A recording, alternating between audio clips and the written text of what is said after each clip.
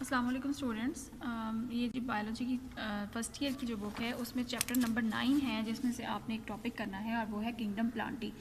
अब इसमें तो ये बहुत डिटेल से है, लेकिन इसमें अब आपको मेन जो चीज़ें हैं वो मैं करवा देती हूँ।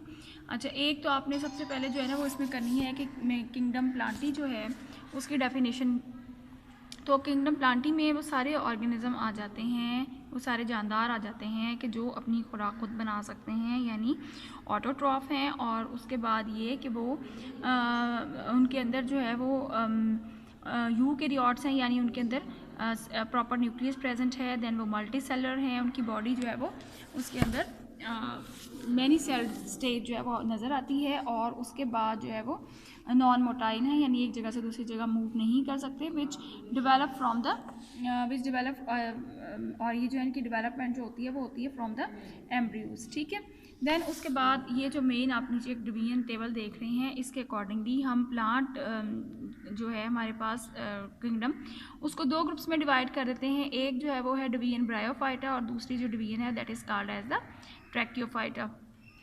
ब्रायोफाइटा जो है उसमें नॉन वास्कुलर प्लांट्स आ जाते हैं, और इन नॉन वास्कुलर प्लांट्स में 3 डिवीजन्स आ जाती हैं। एक है हेपेटिकॉप्सिडा, दूसरी है ब्रायोप्सिडा और तीसरी है एंथोसिरोप्सिडा। हेपेटिकॉप्सिडा में लिवर बर्ड्स आते हैं, ब्रायोप्सिडा में मॉसेस आती हैं, और एंथोसिरोप्सिडा जो है उसमें हॉर्न बर्ड्स आ जाते हैं।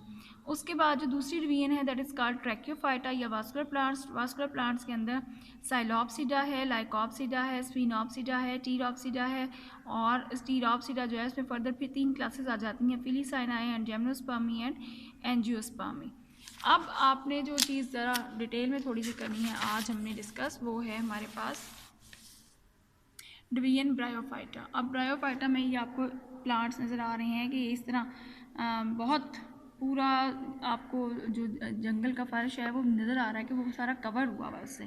ठीक है। या आपको यहाँ पर नज़र आ रहे हैं कि मौसम जो है वो ग्रो करते हैं वेट प्लेसेस के ऊपर, ऐसी जगहों पे जहाँ पानी प्रेजेंट होता है, हम उनको स्मॉल वाटरफॉल के अंदर आपको ऊपर जो ग्रीन नज़र आ रहे हैं वो होते हैं। ठीक है। तो जो हमारे पास पहले प्लांट ज़मीन के ऊपर आए, the first plant to colonise the land were the bryophytes, उनके बारे में कहा जाता है कि वो ब्रायोफाइट्स थे, and they are generally thought to have evolve from the green algae, कि ये जो प्लांट्स थे ये एल्जी से ओरिजिनेट हुए थे। The bryophytes are poorly adapted to live on land and are mainly confined to damp shady places. Bryophyte जो थे वो ज़मीन पे रहने के लिए बड़े पुअरली अडॉप्टेड थे, और ज़्यादातर ये जो है वो शेडी प्लेसेस पे या सायादार जगहों पे होते हैं। ये प्लांट जो हैं ये डिवॉइड होते हैं specialised conducting xylem and phloem से एंड स्ट्रेंथिंग टिश्यूज से। Only the process of diffusion and osmosis जो है वो हेल्प करता है in the transportation of water and minerals as well as in the transportation of prepared food and other substances, के पानी और जो बाकी सब्सटेंसेस हैं उनकी वो जो इसमें मूवमेंट होगी वो होगी through the process of diffusion and osmosis. अच्छा, उसके बाद इसमें प्लांट बॉडी जो होती है वो प्रॉपर उसके अंदर क्यूटिकल होती है। ये सर्कल लिखा हुआ है, सर्कल नहीं है, ये वर्ड है क्यूटिकल। और ये क्यूटिकल जो होती है ये प्रोटेक्टिव लेयर होती है जो कि प्लांट को बचाती है कि उसमें से पानी एवेपोरेट ना हो जाए।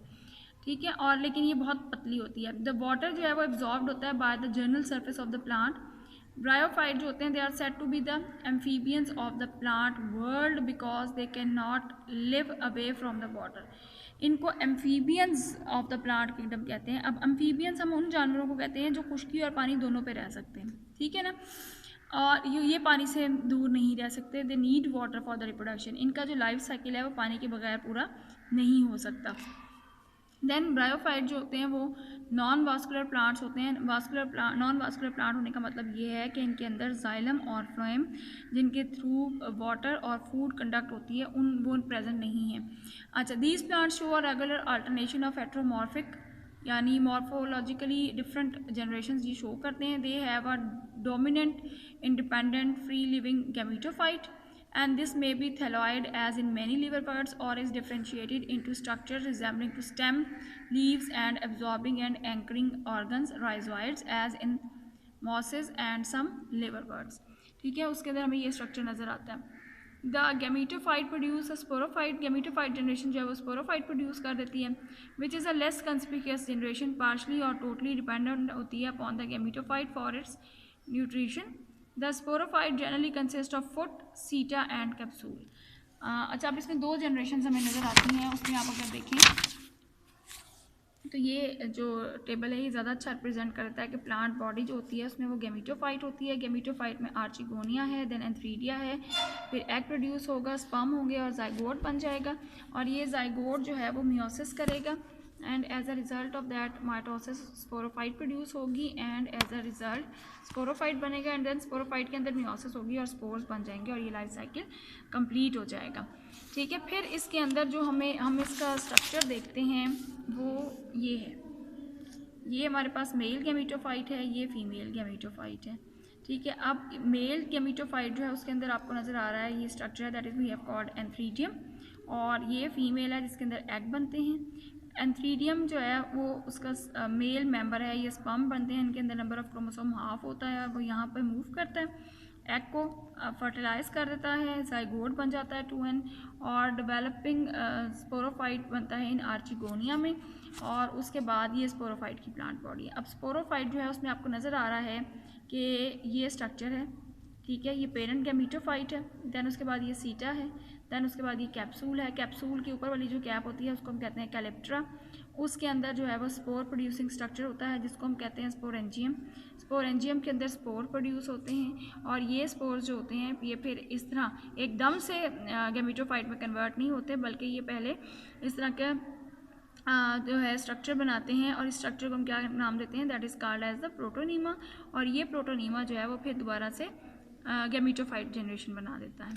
ठीक है, देन उसके इसमें अब यही जो चीज़ें मैंने आपको इन 2 चीज़ों में डिस्कस की हैं वो यहाँ पर आपने इन डिटेल डिस्कस करनी है कि जो ब्रायोफाइट्स होते हैं ये नॉन वास्कुलर फ्लावरलेस प्लांट होते हैं और इन प्लांट्स में एक regular alternation of generation, heteromorphic alternation generation नज़र आती है। यानी अल्टरनेशन ऑफ जनरेशन का मतलब ये है कि स्पोरोफाइट जो है वो गेमिटोफाइट प्रोड्यूस करेगा और गेमिटोफाइट जनरेशन जो है वो स्पोरोफाइट को प्रोड्यूस करेगी। They have a dominant independent free living gametophyte होता है उसके अंदर एंड दिस में B thalloid.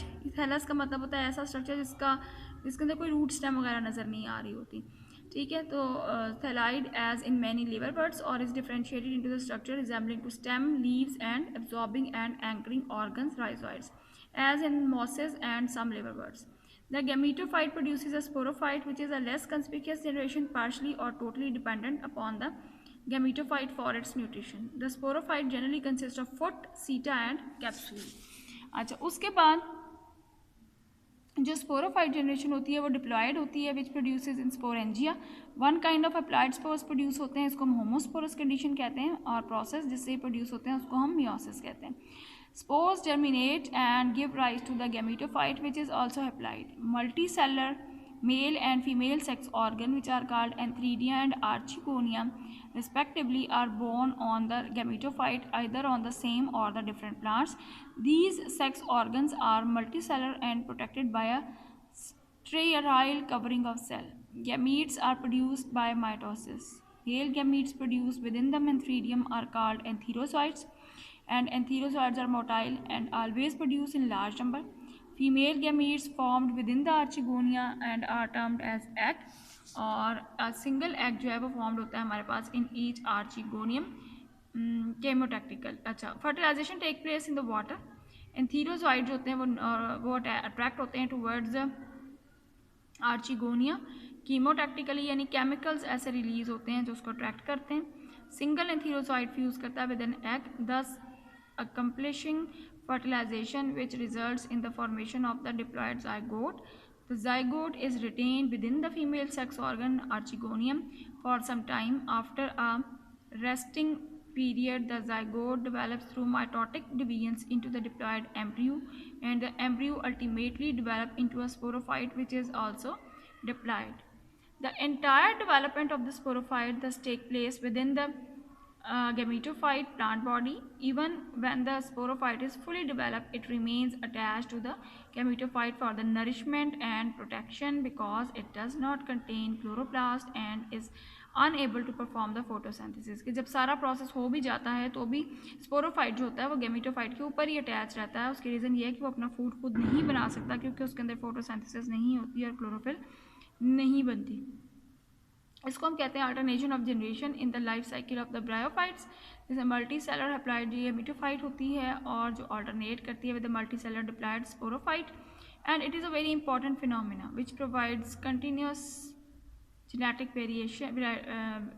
variabilities and selection for the best genetic makeup from survival and adaptations in the changing environments.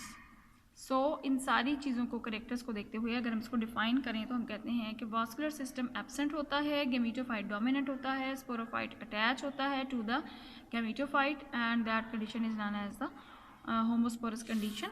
और ये सारे प्लांट जो हैं they are in the category of the bryophytes.